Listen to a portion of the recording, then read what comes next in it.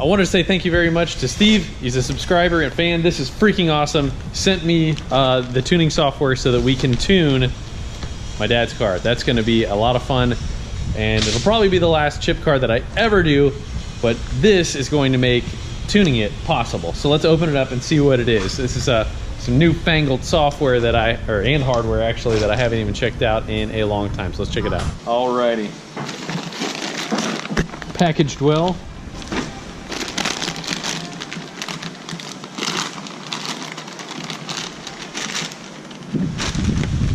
Gotcha, so we got our OBD1 cable here. So they're using a jet, basically a little adapter.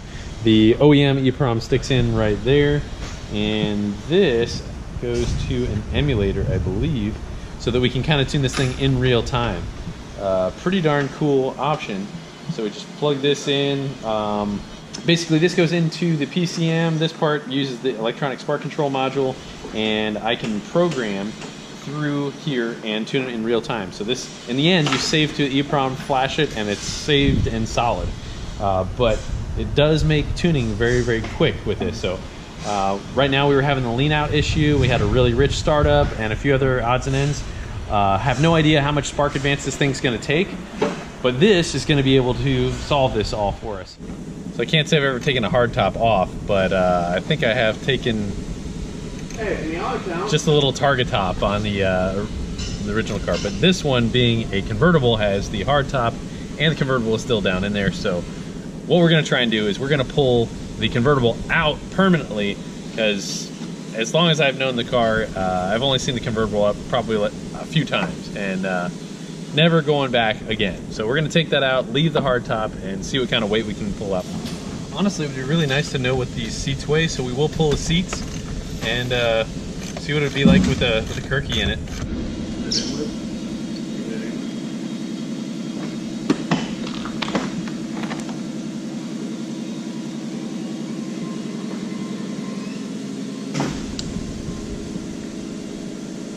Look at the color of that.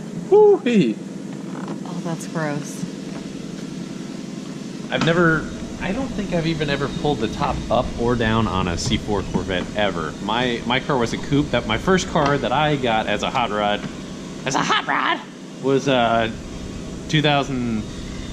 In the year 2000, it was like a graduation present. I got a $4,000 1985 Corvette from a friend as a hookup, and it was a coupe. It was beat down pretty good, but had a great time with it. Learned a lot, and.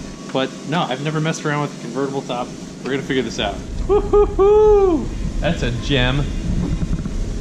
Man. Age doesn't do kindly.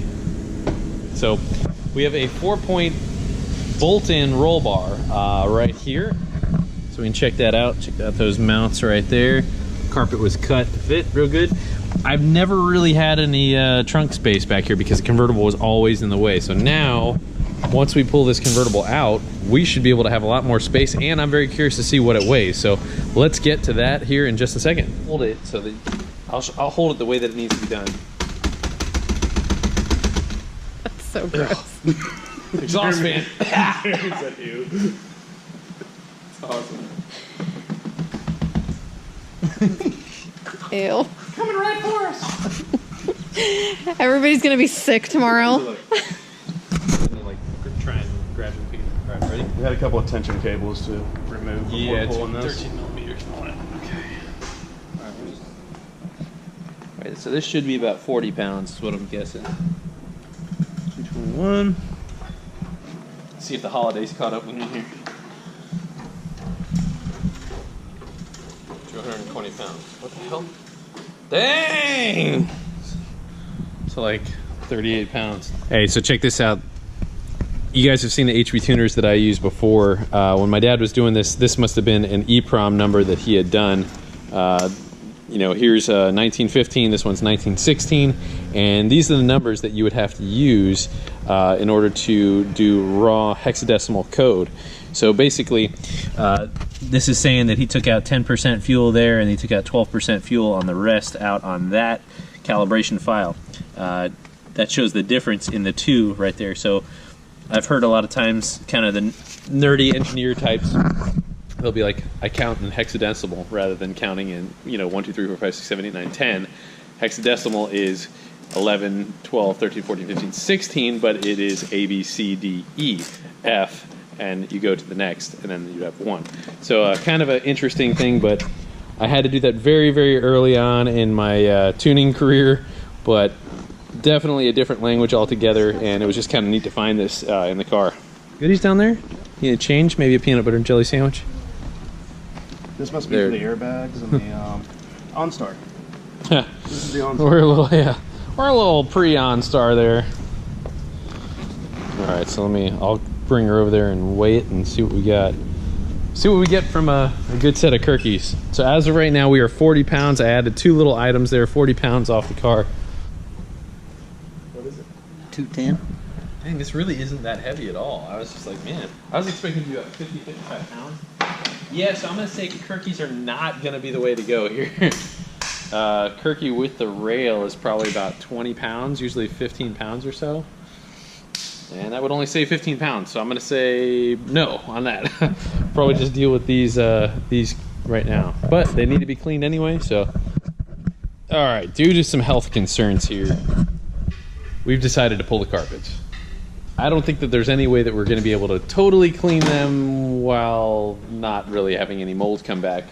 And I think that if the wife suggested a color change to a black. We'll see how that's going to work with the doors. Got to see what we can do in order to make that work. But even if we had the black carpet with the red doors or something, we will see. But this carpet has to go. It is pretty nasty, so we are going to ditch it. So we're in the process of pulling all that out right now. Kind of got a lot of older, crude, just like these type of screws here.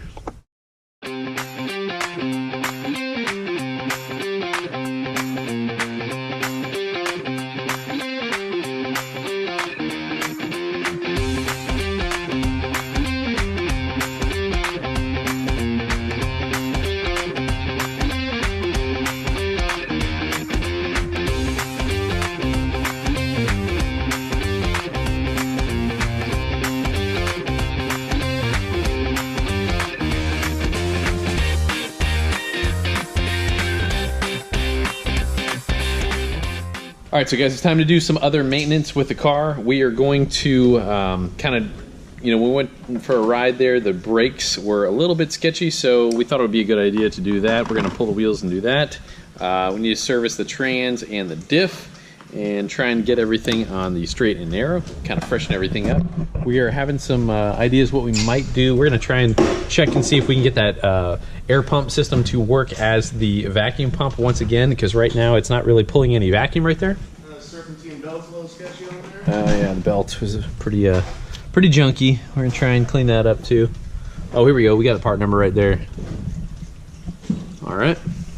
What else we got to do? Cooling system?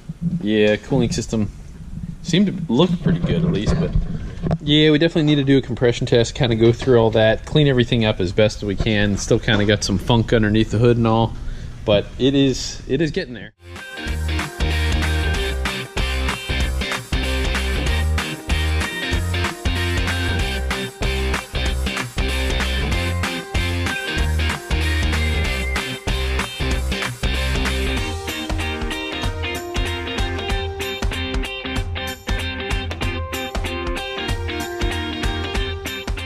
So Les did the best he could given our equipment and what we had at hand, but really we're going to go send these out to a professional shop and have those cleaned so that they are within a couple % of each other.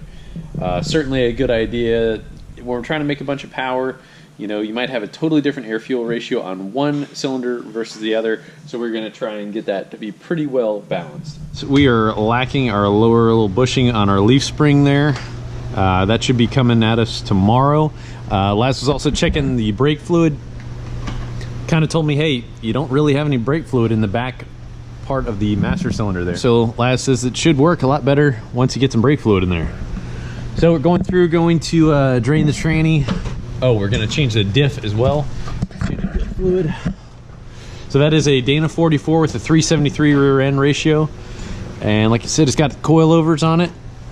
on the front and the back. And the front side does not have the leaf spring. The back side does have the leaf spring with those coilovers. When James and I took that little bump, it was pretty brutal.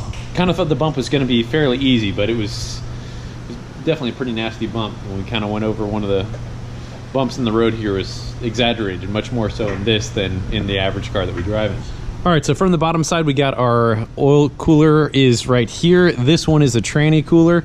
My dad had this weird little switch. So there was a toggle switch, and I'm trying to remember which way is which. So refresh me on this real quick. Forward is factory configuration, and back is he can control it. So basically, if we went and hit the back button on the button right there, the fan would run constantly so that he'd cool the car in the staging lanes with the key off. Love you guys. What's weird is he can... Oh! Sorry. What is weird is they can control the speed of the fan off the AC control. Oh yeah, is that like was it three-way switches or is it two-way? It was just a back and a forward, right? It's a back and a forward. Yeah, and so the back was... Back is AC control, forward is factory configuration. Okay, so with the factory configuration, it would be like turn on at 180, turn off at 178.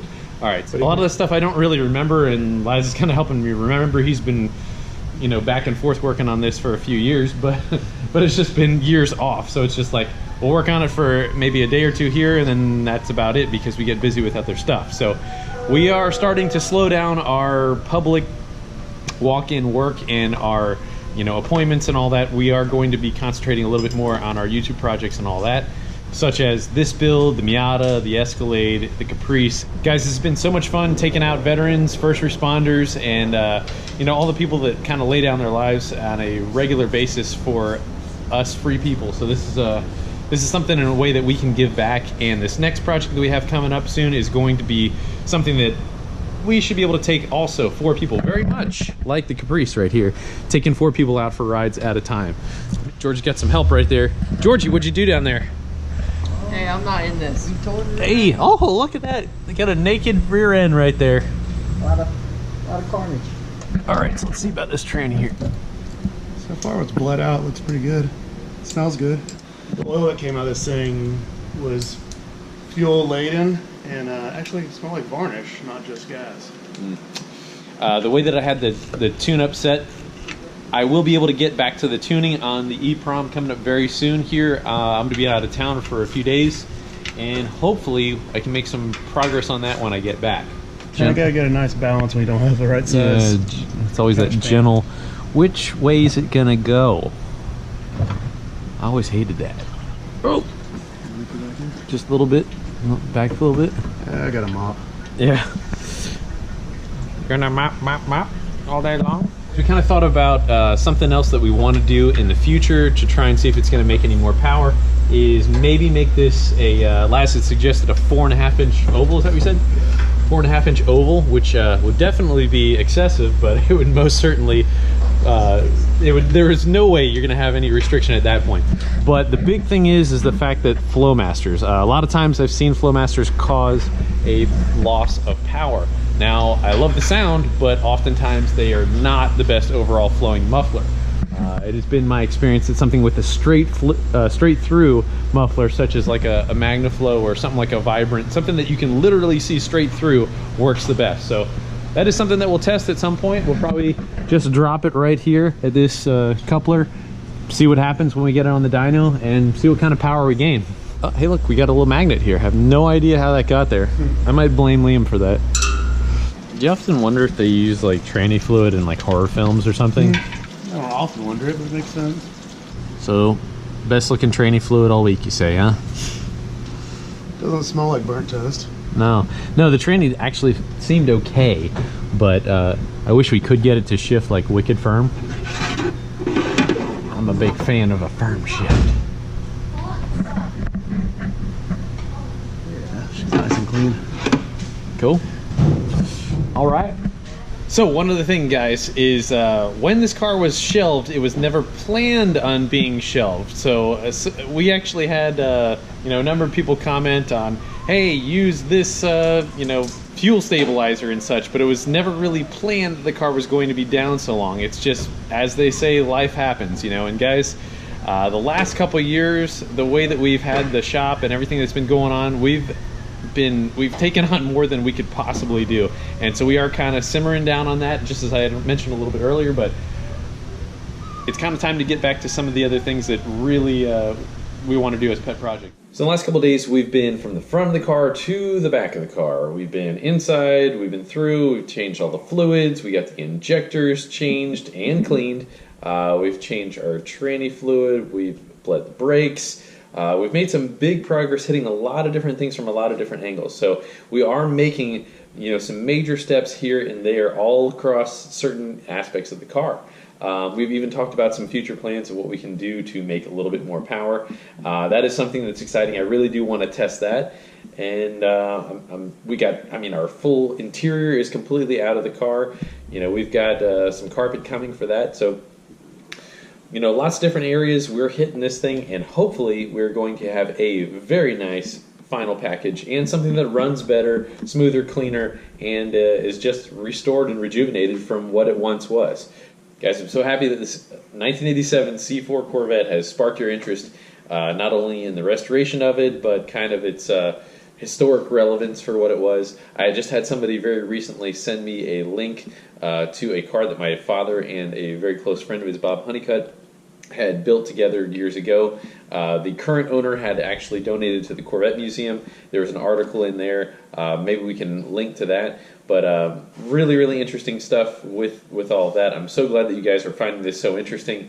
In closing, I would want to say thank you guys so much for doing what you do and supporting us. And please check out some of our merch. That really does help us be able to put out stuff. It allows us to be able to take more time and build cars and hopefully make it entertaining and educational. If you guys haven't caught up on some of our other previous projects, you know, say with our Miata and the Escalade, which we call the Porcopotamus, and the Caprice, which we also call Uncle Sam, please check some of those out. Those builds have progressed very rapidly, and the cars are going very, very quick for what they are. Haven't got a full pass down with the Escalade, but if you watch, you'll know why. So check that out. We got the Escalade back up and running. We should have a video that will follow very, very soon with that. Do please check out Fasterproms on Instagram. We have a lot of exclusive things going on there. I wanted to say I hope you guys have a safe and wonderful holidays coming up. This is the best time of the year. I really, really hope you guys have some wonderful memories, spend some good time with family. God bless you guys. Thank you so much for watching. We'll see you sometime very soon.